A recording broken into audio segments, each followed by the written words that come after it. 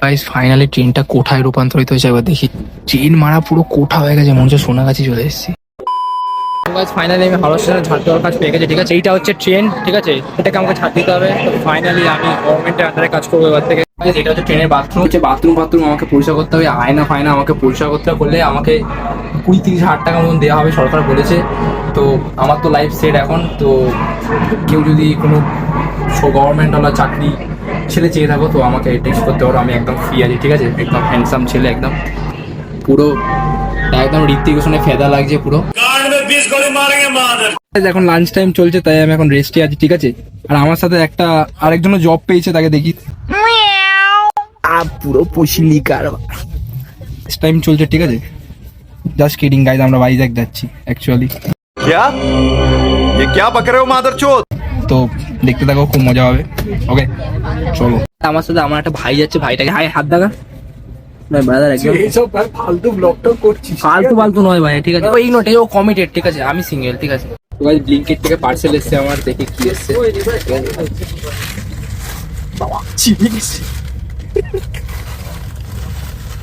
যাই হোক, এটা আমি ছিঁড়ে দিলাম।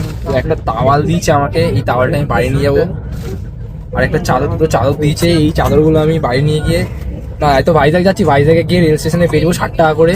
60 টাকা 120 টাকা একটা বাংলার বোতল নিয়ে পেয়ে যাবে। তো গাইজ ভাইজ্যাক যাচ্ছি, খুশি হচ্ছে, কিন্তু দুঃখ একটাই যে আমার কম্পার্টমেন্টে কোনো মেয়ে পড়েনি। কারণ আমি ওয়েব সিরিজ গুলো দেখে আসি, ভালো ভালো মেয়ে পড়ে, সেই আশায় আমিও টিকিট কেটে এসিতে টিকিট কেটে এসেছি যাতে ভালো সুন্দর বড় লোকের মেয়ে পড়ে আর আমি পটিয়ে সেট হয়ে যেতে পারি। কিন্তু কোনো মেয়ে পড়েনি। এটা পাশে ছাপড়ি আছে একদম। ঠিক আছে, পুরো ক্রিঞ্জ, দেখে তো ক্রিঞ্জ পুরো একদম, পুরো p town MC stand fan. I'm so good, like good looking, and my eyeliner, wow. Lipstick উঠতেছে ভাই। এই যে 3 সেকেন্ড তোমরা বরদাস্ত করলে ওকে, তার জন্য অনেকটা ধন্যবাদ। পৃথিবীর সব থেকে স্ট্রাগল কাজ হলো ট্রেনে মোতা। ট্রেনে মোতার জন্য যে কতটা কনফিডেন্স দরকার, কতটা কনসেন্ট্রেশন দরকার, একমাত্র ছেলেরাই সেটা জানে। যে এই যে ব্যাপারটা একদম একবার এদিকে একবার ওদিকে কতটা কনসেন্ট্রেশন লাগে, সেটা একমাত্র ছেলেরাই বুঝতে পারবে। গাইস ফাইনালি ট্রেনটা কোঠায় রূপান্তরিত হয়েছে। এবার দেখি ট্রেন মারা পুরো কোঠা হয়ে গেছে, মনে হচ্ছে সোনাগাছি চলে এসেছি। লাইটটা এত সুন্দর লাগিয়েছে, শাসনের দালাল। মর্নিং এভরিওয়ান, আপনার চলে এসেছি বিশাখাপত্তনম মুখে। এই নুকটা আমার সাথে এসছে, দেখে ছটা বাজে এখন। রুমটার তো একদম পিছন মারা গেছে। ঠিক আছে, হোটেলে গিয়ে একেবারে ঘুমাবো। আমি তো হোটেল যাই, চলো গাইজ। আমরা হোটেলে চলে এসেছি, কিন্তু আমাদের হোটেলে ঢুকতে দেয়নি, কারণ ওদের নাকি 9টার আগে নাকি চেকিং হবে না। তো তাই জন্য আমাদেরকে এইসব পিক মেল কন্টেন্ট, পিক সমুদ্রের ধারে বসে এইসব দেখছি।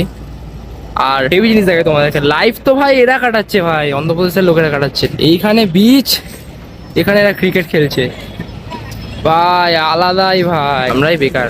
তো গাইজ 10 ঘন্টা ধরে স্ট্রাগল করার পর আমরা একটা রুম পেয়েছি, আমাদেরকে রুম দেওয়া হয়েছে। এটা সব সেক্সি ব্যাড অ্যাসরা শুয়ে রয়েছে ওখানে। এটা টিভি ফিভি আছে, এখানে পানু দেখা হবে। ঠিক আছে, আজকের জন্য এইটুকুই। ডে 1 কমপ্লিট, আবার কালকে দেখা হচ্ছে, টাটা।